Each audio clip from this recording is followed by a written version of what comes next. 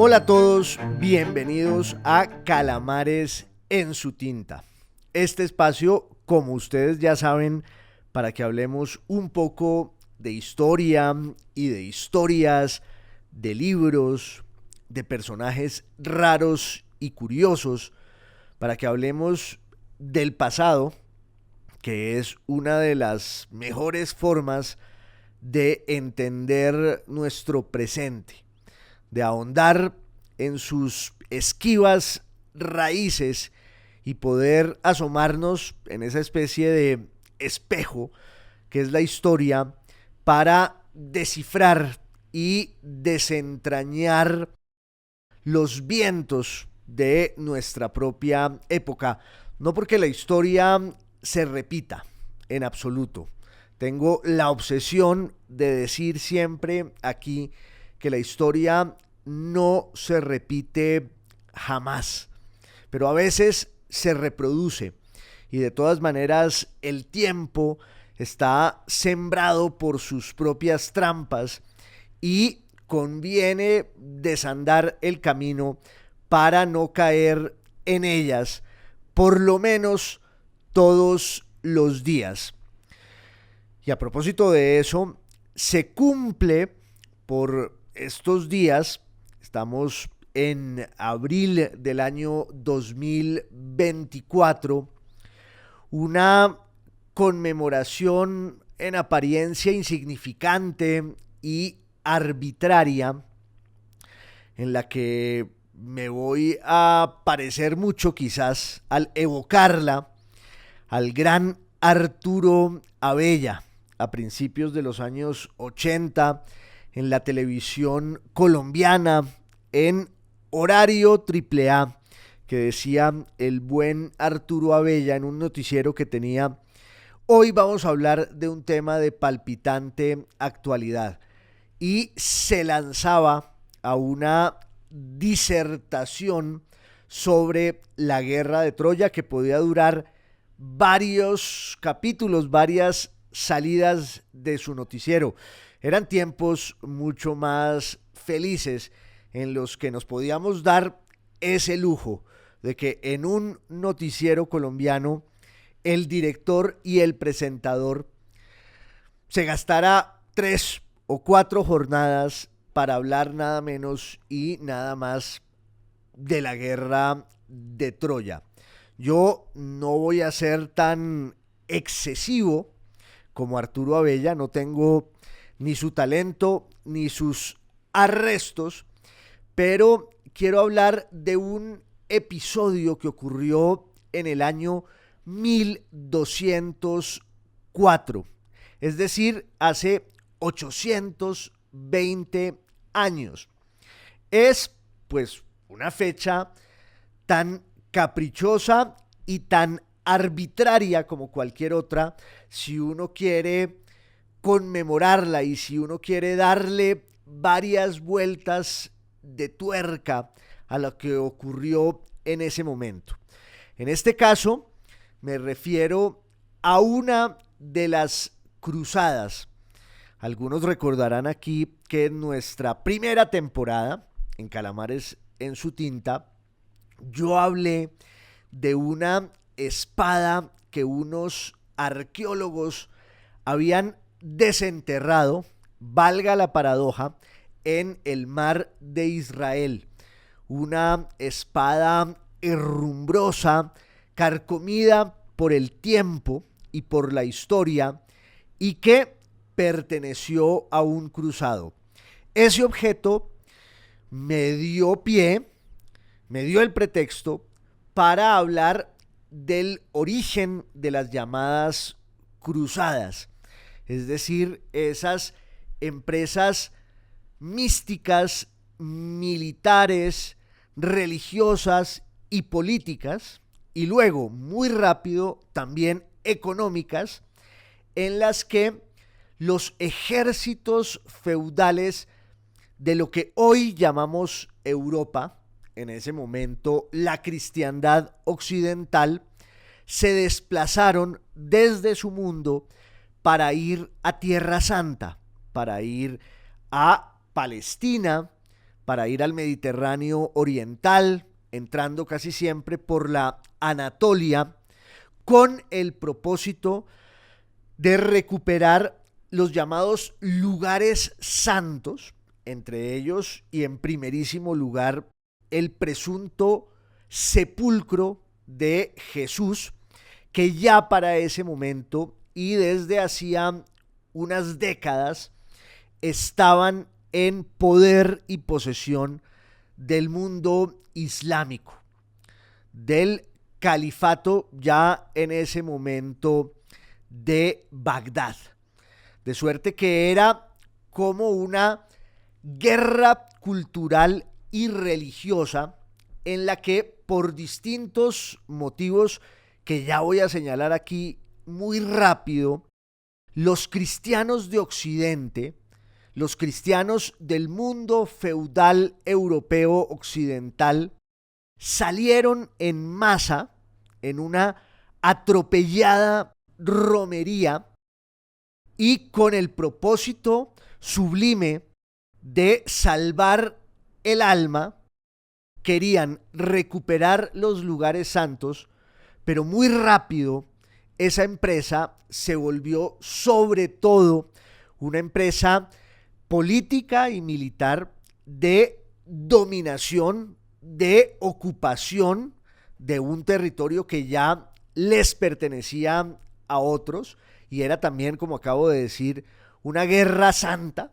una guerra religiosa, y era, por supuesto, una empresa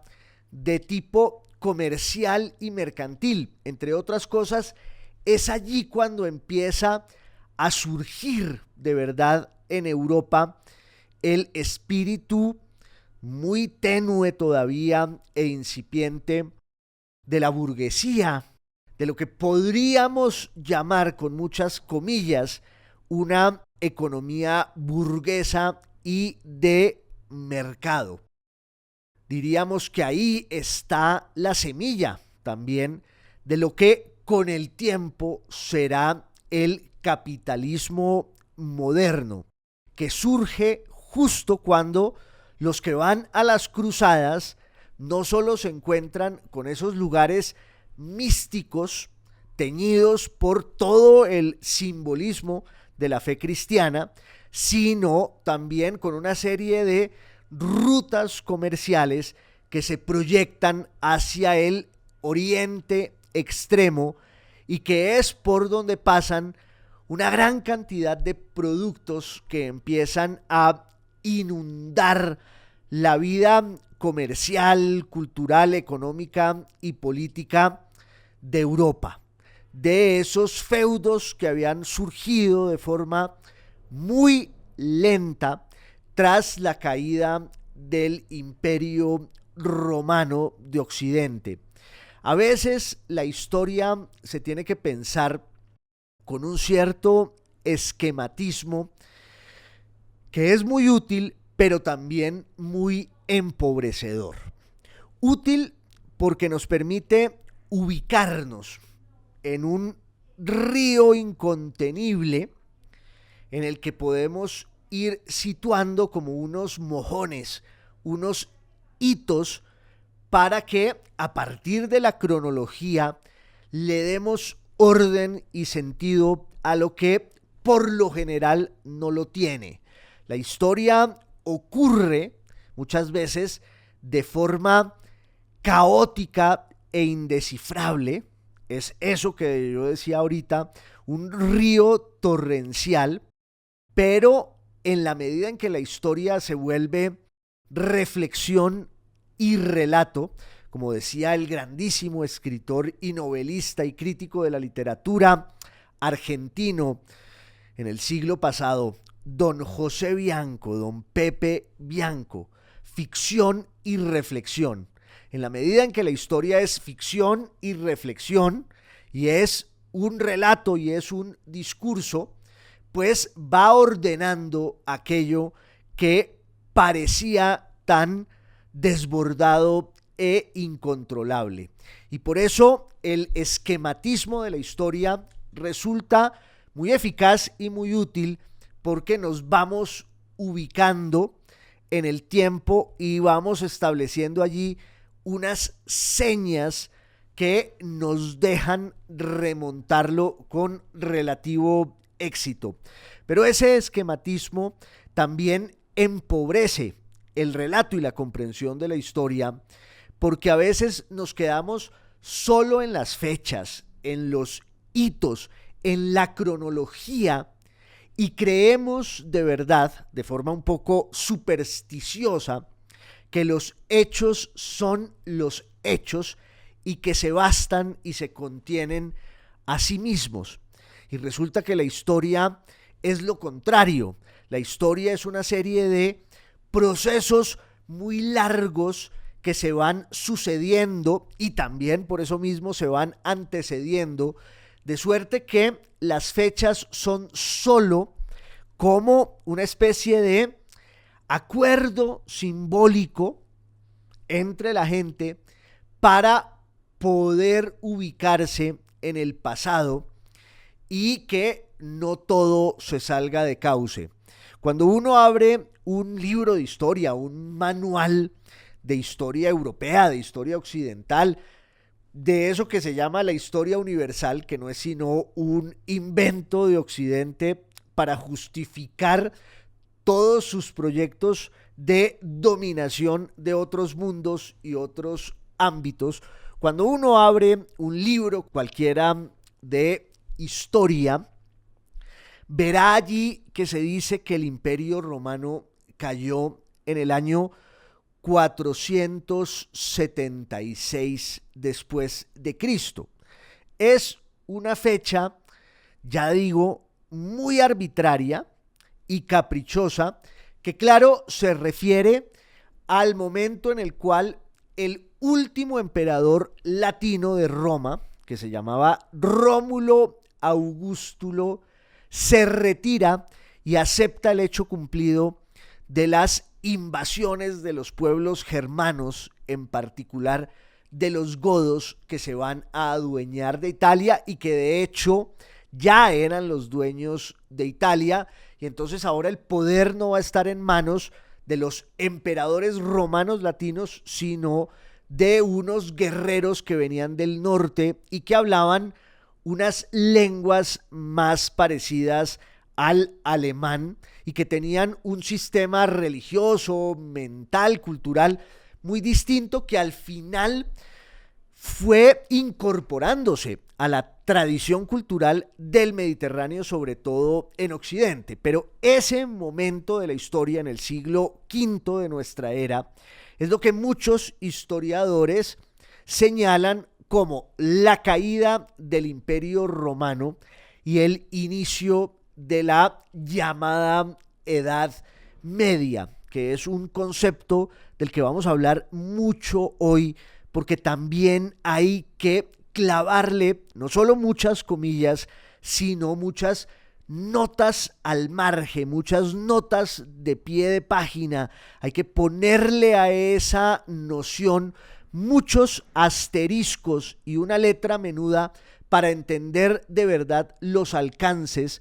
de ese periodo, de esa época que va a durar más o menos 1000 años y sobre la que desde hace tanto, y al decir desde hace tanto me refiero a muchos siglos, pues hay un manto de prejuicios, de mala prensa, hay una especie de leyenda negra sobre el mundo medieval al que siempre asociamos con la pestilencia, con la decadencia, con la ignorancia y con rasgos terribles que tienen que ver por lo general con la ruina de un mundo esplendoroso que era el Imperio Romano, que se acaba y que le da paso a un periodo de transición larguísimo de 1000 años en el que todo va a estar atravesado por la superstición religiosa y por un sentido del misticismo que termina aplastando y aplacando todas las expresiones de la cultura literaria, de la cultura arquitectónica, de la cultura material. Eso, como ya se sabe, es falso. Es una absoluta mentira cuando nos aproximamos al mundo medieval en esos términos que son también los de muchos de esos manuales de historia que le dicen a uno que el Imperio Romano se cae en el año 476 y que luego viene ese esperpéntico mundo medieval, con un esquematismo que empobrece y que nubla la posibilidad real de entender un poco mejor la historia. Lo cierto es que en el siglo V de la era cristiana sí ocurre eso, y es que el Imperio Romano pues se viene abajo, pero ojo, cuando uno habla del Imperio Romano así en términos tan gruesos y generales, tiene que especificar que es solo el Imperio Romano que estaba en lo que hoy llamamos Europa y la Europa occidental, es decir, en España, en lo que hoy llamamos Francia, en Italia, en un pedazo de la Gran Bretaña, en esa larga frontera con el mundo germánico, porque hacia el oriente, el Imperio Romano, que ya tenía una nueva capital en Constantinopla, y de eso vamos a hablar también ahora, ese imperio no solo no se cayó, sino que redobló su cultura, su brillo, una tradición erudita y mística que venía de la antigüedad griega. De hecho, el llamado Imperio Romano de Oriente era un imperio cuyo idioma oficial y también corriente en las calles era la lengua griega, porque era la lengua de ese ámbito del Mediterráneo oriental, y allí el latín no pudo entrar jamás, solo un poco como lengua administrativa, pero en el ámbito oriental del Imperio Romano se hablaba griego. Y esa tradición, que es la de la filosofía, que es la de la literatura, que es la de la mejor teología, emparentada siempre con la filosofía, que es la de la poesía, esa tradición recobró nuevos aires y nuevos bríos y se preservó allí en el ámbito oriental de lo que era el Imperio Romano, y fue la continuación del Imperio Romano, el Imperio Romano de Oriente, al que muchos llaman el Imperio Bizantino, porque Constantinopla, esa ciudad que funda en el siglo IV el emperador Constantino con su nombre, para que fuera una especie de capital renovada del Imperio Romano allí en Oriente, esa ciudad estaba construida sobre las ruinas de una vieja ciudad griega que se llamaba así, Bizancio. Por eso nos quedó la costumbre de referirnos al Imperio Romano de Oriente como el Imperio Bizantino, y asociamos siempre a ese mundo un refinamiento cultural tan elevado y deslumbrante, que allí se daban unas discusiones, sobre todo discusiones ya teológicas en el mundo cristiano, tan detalladas y minuciosas, que por eso seguimos hablando de las discusiones bizantinas como si lo fueran a propósito de temas que no tienen ninguna importancia, cuando suele ser lo contrario. Son temas de verdad importantes, trascendentales. Lo cierto es que hacia el occidente, en cambio, el mundo romano sí se vino a pique y empezó a darse una transformación política, económica, cultural y militar, en la que ya influye muchísimo la Iglesia católica. De alguna manera, el Papa de Roma es una especie de sucedáneo de lo que eran los grandes emperadores romanos. No en vano, el Papa de Roma lleva un título de la mayor autoridad religiosa que había desde tiempos inmemoriales en Roma, y que era un título que también llegaron a tener los emperadores romanos, que era el de Pontífice Máximo, de suerte que en su solo nombre y en la púrpura de su poder, el Papa de Roma es un heredero de la tradición imperial romana, que allí en Occidente se ha resquebrajado, se ha venido a pique y surge un nuevo mundo marcado por la influencia y el poder de la religión, de la Iglesia católica, y hay como una fragmentación de la autoridad, porque el Imperio Romano era un estado eficacísimo en el sentido más elemental de la palabra, es decir, en el que tiene que ver con la vigencia plena de los derechos de los ciudadanos, en lo que tiene que ver incluso con los servicios públicos. Acuérdense ustedes de que una de las características del Imperio Romano era ese entramado de grandes vías y de grandes obras de infraestructura, se diría hoy, que funcionaban a la perfección, también porque había una noción del poder y de la autoridad que eran no solo legítimos, sino casi inobjetables. Y eso fue lo que funcionó durante siglos, como el Imperio Romano, pero en Occidente eso se empieza a caer y viene una fragmentación que se caracteriza por lo contrario, y es que unos señores de la guerra pues tienen siempre una autoridad limitada y derivada de los ejércitos que puedan aunar, y ahí se va dando una transacción entre esos señores que ya empiezan a ser la versión incipiente del feudalismo y la iglesia. Y obviamente pues hay una fragmentación también del idioma, de la lengua latina, que obviamente se conserva en los monasterios porque sigue siendo la lengua de la fe y de la teología, pero mientras tanto en el mundo real, en las calles, en las tabernas, en las esquinas, en los mentideros, los viejos dialectos del latín hablado van dándoles paso a unas nuevas lenguas que también con el paso del tiempo, con el transcurrir del tiempo, van a ser la semilla de las lenguas nacionales en Europa, y en el caso de las lenguas derivadas del latín, pues las llamadas lenguas romance, que no son sino una versión muy posterior del latín que se hablaba en las calles, que era muy distinto del latín que se escribía. Había allí como una suerte de escisión, se podría decir, pero es una palabra que de pronto suena muy acartonada y muy pesada. Diríamos que había como un desdoblamiento entre la lengua que hablaba la gente y la versión culta y escrita de esa misma lengua que solo existía en los textos. Eso pasaba con el latín en la antigüedad. La gente hablaba de una manera y escribía de otra que podía llegar a ser muy distinta de las expresiones coloquiales en la vida y en la calle.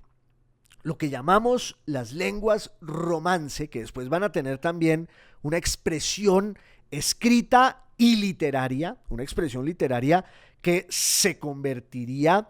pues en un legado estético, cultural, tan importante como el del latín mismo. Las lenguas romance no son sino la evolución del latín oral, del latín hablado, y todo eso es lo que empieza a ocurrir en el siglo V, en el siglo VI, en el siglo VII, y la característica también es la zozobra permanente,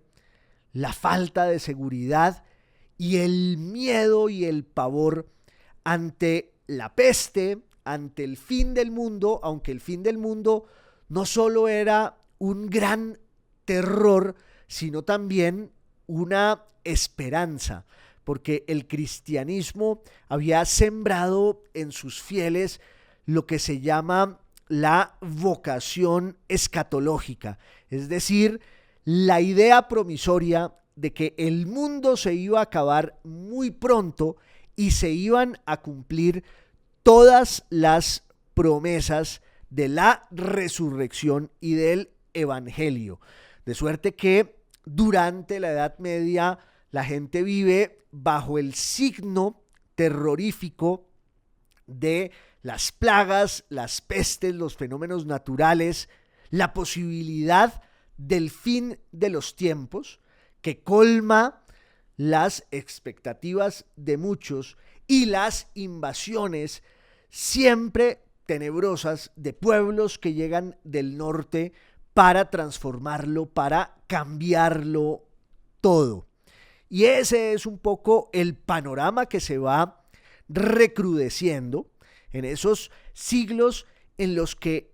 pasan muchas cosas y por eso pues es tan torpe resumirlos en una fórmula escuelera del oscurantismo. Es decir, la época terrible del hundimiento de la civilización. Ya sabemos que eso no fue así. Tampoco podemos caer en el extremo contrario de una idealización romántica de la Edad Media, una idealización a la que contribuyen muchas películas y muchos libros que nos pintan un mundo caballeresco y muy alejado de su realidad histórica. Fueron tiempos durísimos, fueron tiempos terribles, como siempre en la historia. Tuvimos que vivir tiempos infames, como ese personaje de un cuento de Borges, un ancestro suyo, y el narrador del cuento añade, tiempos infames como los que vivieron todos. Y estoy, claro, transformando el texto, no es una cita exacta, pero esto es para señalar que ese momento de la historia pues está marcado por la incertidumbre, por toda clase de acechanzas y problemas materiales, problemas económicos, problemas políticos de toda índole, problemas que tienen que ver con la higiene, que es un rubro en el que de alguna manera sí se evidencia un retroceso cultural con respecto a lo que había sido el modelo romano. Y una de las características indudables del mundo medieval, pues es el incremento de todo tipo de enfermedades que surgen por el hecho solo de que las condiciones higiénicas y de salubridad de ese mundo pues son cada vez más precarias. Y va llegando un momento que lo va a transformar todo, que es el año 1000. Yo ya había hablado acá un poco de eso a propósito de la espada esa reencontrada de un cruzado que debió morir con ella en la mano o que la dejó tirada o de pronto la canjeó, la trocó por alguna otra cosa y se extravió, se fugó con una mujer, con un compañero. No sabemos nada sobre la vida de ese cruzado que tenía esa espada que fue el detonante para que aquí en Calamares en su tinta habláramos un poco del año 1000 y de la primera cruzada. Pero claro, en el año 1000 la gente tenía la sensación de que el mundo se iba a acabar. Era un presagio apocalíptico y eso llevó a legiones enteras de peregrinos occidentales católicos hacia la Tierra Santa, que ya había sido conquistada por el Islam. La cruzada fue primero un brote espontáneo de muchos peregrinos que, para salvar el alma ante la perspectiva tan cercana del año 1000 y el fin del mundo, pues querían garantizar su acceso al paraíso, y la mejor manera de lograrlo era sumarse a esas excursiones que iban de occidente a oriente, llegando hasta la Tierra Santa. Pero el fenómeno se volvió tan grande y desbordado que el papado tuvo que tomar cartas en el asunto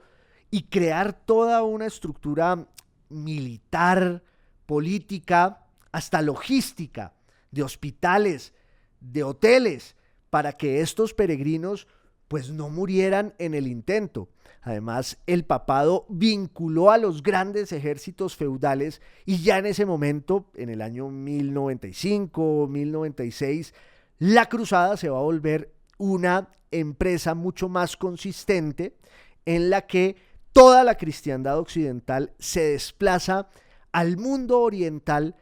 para partir sus lanzas con un Islam que está también en un momento de esplendor y de auge político y cultural que es absolutamente deslumbrante. Y eso es lo que va ocurriendo desde el año 1095 en adelante. Las cruzadas son varias, es decir, a lo largo de 2 siglos y medio hay distintas empresas militares en las que a veces los reyes y los señores feudales y a veces el papado tienen la voz cantante. Fueron 7 cruzadas en total, pero hay una en particular de la que yo quería hablar hoy aquí en Calamares en su tinta, que es la Cuarta Cruzada, de la cual se están cumpliendo 820 años. Un tema de palpitante actualidad, como ya dije. Esa Cuarta Cruzada es muy especial por muchas razones. En particular, porque la quiso organizar el papado, como siempre, en este caso un papa que se llamaba Inocencio III, y su nombre es como un chiste perverso, porque de Inocencio y de inocente no tenía nada. Todo lo contrario, era un personaje calculador, siniestro, eso sí, gran teólogo, pero él estaba obsesionado con reanudar la empresa de las cruzadas que realmente habían sido un fracaso monumental. Y ese es otro aspecto que hay que tener en cuenta, y es que las cruzadas fueron 7 y de esas 7 solo una triunfó en su propósito de que los cristianos occidentales llegaran a Tierra Santa y recuperaran esos lugares que estaban allí en Palestina. Y de hecho se crea un reino latino europeo allí en Palestina que va a durar 90 años después de la primera cruzada, pero luego los musulmanes recuperan otra vez ese territorio y no lo van a soltar nunca más, o por lo menos en los siglos por venir. Las otras 6 cruzadas fueron todas fallidas porque no cumplieron el objetivo esencial de esas empresas, que era llegar a Tierra Santa y recuperar los lugares santos, el Santo Sepulcro en el que estaba, se suponía, en el que había sido enterrado Jesús, y otros lugares simbólicos que tenían que ver todos con el relato evangélico, con el relato biográfico y fundacional del cristianismo. Pero ¿por qué siguió habiendo cruzadas si siempre eran un fracaso religioso? La respuesta está en lo político y en lo económico, aunque también había un misticismo sincero en quienes iban a las cruzadas y querían cumplir ese objetivo que era trascendente y que tenía más que ver con la fe que con otros intereses. Y en esto pues hay que hacer un paréntesis que yo creo que es necesario al hablar de este tipo de temas y de estas épocas cuya mentalidad riñe tanto con la nuestra. Y entonces nosotros desde la comodidad del mundo moderno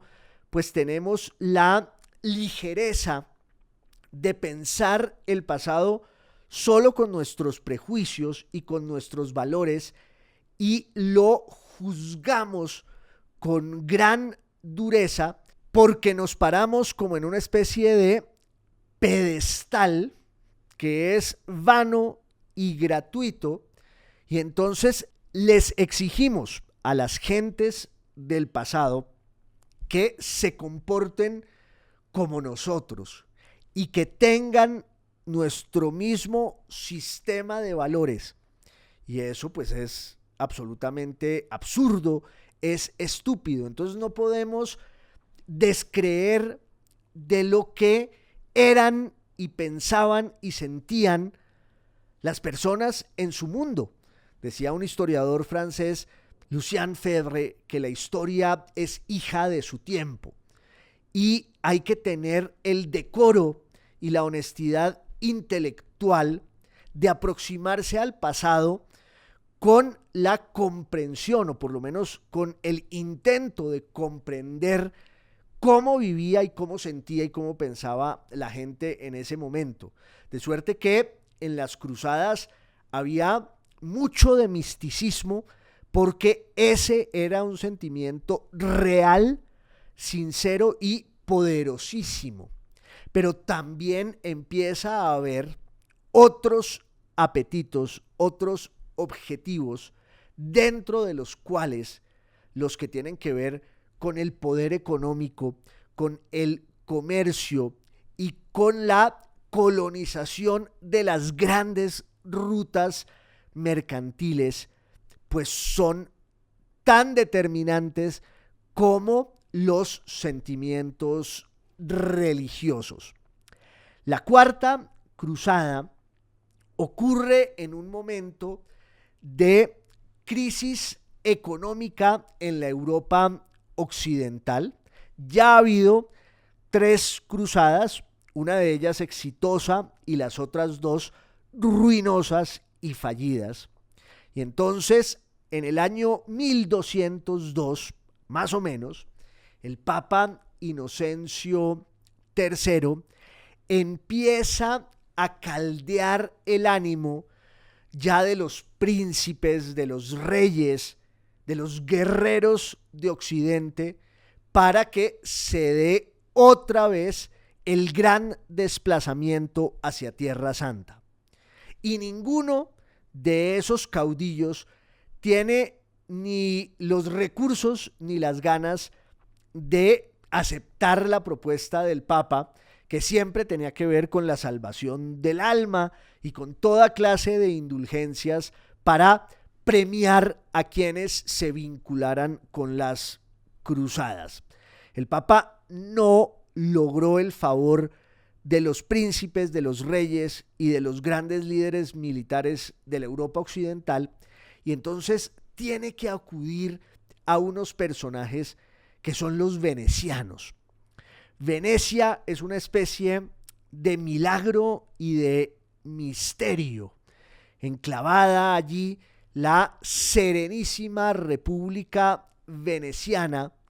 en la Italia nororiental,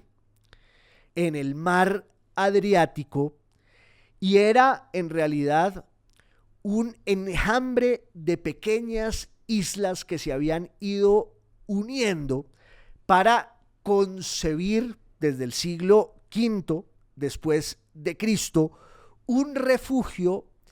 con respecto a las invasiones de los bárbaros, a esos pueblos del norte que llegaban y caían sobre Italia y la asolaban y la destruían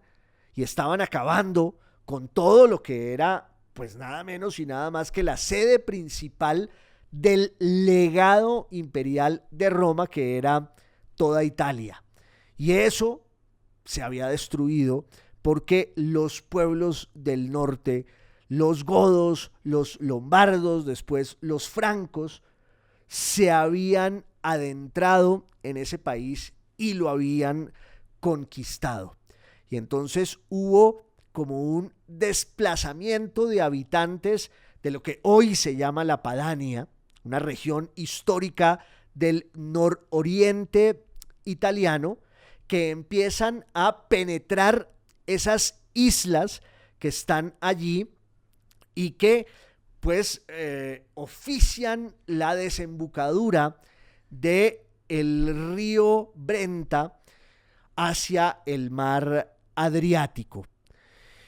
Ese fue el surgimiento de Venecia, que empieza primero como una empalizada. Son unas chozas hechas de madera, hechas de palos cualesquiera, y luego sobre ese mundo tan precario se va levantando un emporio de mármol y de bronce, construido todo a partir de la vocación marítima y comercial de esos venecianos que ya empiezan a hacerlo, es decir, que ya tienen una identidad volcada hacia el mundo exterior. Es el caso un poco de los grandes enclaves marítimos italianos,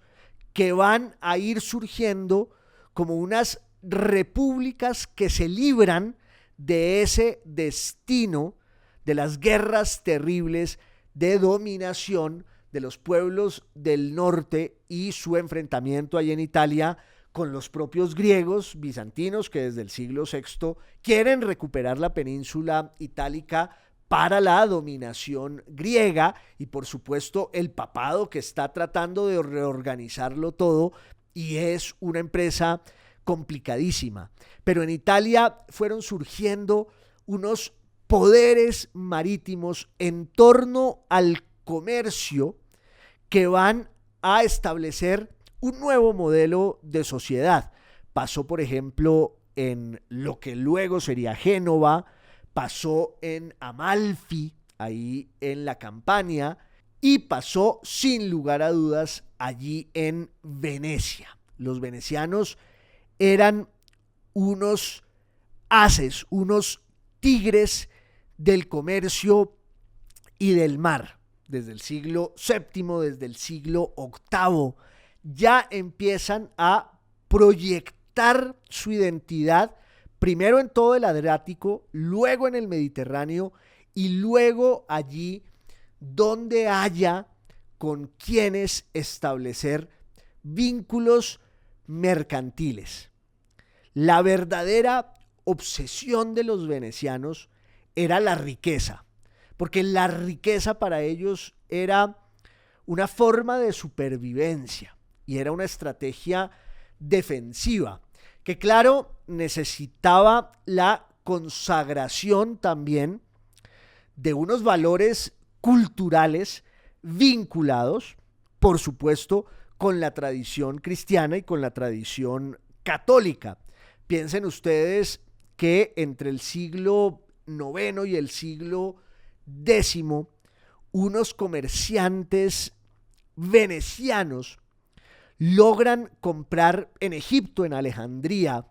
los restos del evangelista San Marcos, nada menos y nada más, y lo llevan a la ciudad y lo convierten en su santo patrono y le erigen un templo que va a ser una de las basílicas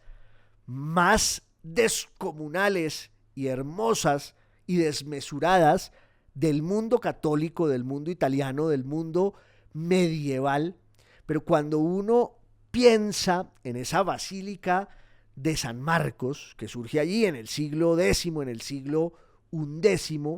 pues tiene todos los atributos también de lo oriental, del vínculo de Venecia con ese mundo frente al cual Occidente tenía tantas envidias y tantos recelos. Occidente era un mundo ensimismado, cerrado, precario, cerrado sobre sí mismo. El mundo del feudalismo en el siglo VIII, en el siglo IX, en el siglo X, pues tiene unos destellos episódicos. Uno piensa, por ejemplo, en la corte de Carlomagno, y sí, hubo un gran renacimiento cultural allí, pero era un mundo confinado y cerrado en sus propios miedos y en sus propias obsesiones, mientras que hacia el oriente pues había una efervescencia cultural que era, entre otras, la de la presencia allí de los griegos que seguían siendo cristianos, los bizantinos y también los musulmanes que se apropiaron de esa cultura griega de Bizancio, que se apropiaron también de la cultura persa a la que conquistaron, porque los persas se vuelven musulmanes, de suerte que el Oriente era un mundo de una riqueza y ya dije, de una efervescencia cultural que contrastaba de manera abismal con lo que estaba pasando en la Europa occidental. Y los mediadores entre esos dos mundos eran, entre otros, los grandes comerciantes, muchos de los cuales surgían del mundo aragonés, del mundo catalán, un poco del sur de Francia, pero sobre todo de esas repúblicas marítimas en Italia, la más grande de las cuales, la más importante e imponente, era ya Venecia, que tenía un contacto muy cercano con el mundo oriental, tanto cristiano como islámico, y que se había ido impregnando y apropiando de esa influencia que queda desperdigada en la propia Venecia y en todas sus islas aledañas, que no son sino un testimonio de admiración y de codicia por eso que estaba allá en el Oriente.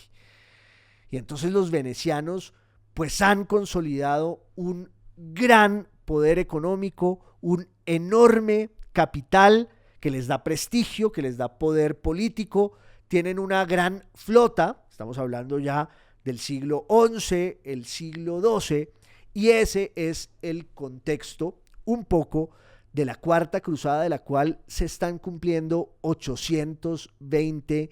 años. Parece un tema intrascendente, pero no lo es en absoluto. Primero, porque ningún tema de la historia es intrascendente, pero segundo, porque ahí hay unas claves fundamentales sobre lo que significa la Edad Media, sobre lo que significa el Renacimiento, sobre lo que significa la modernidad,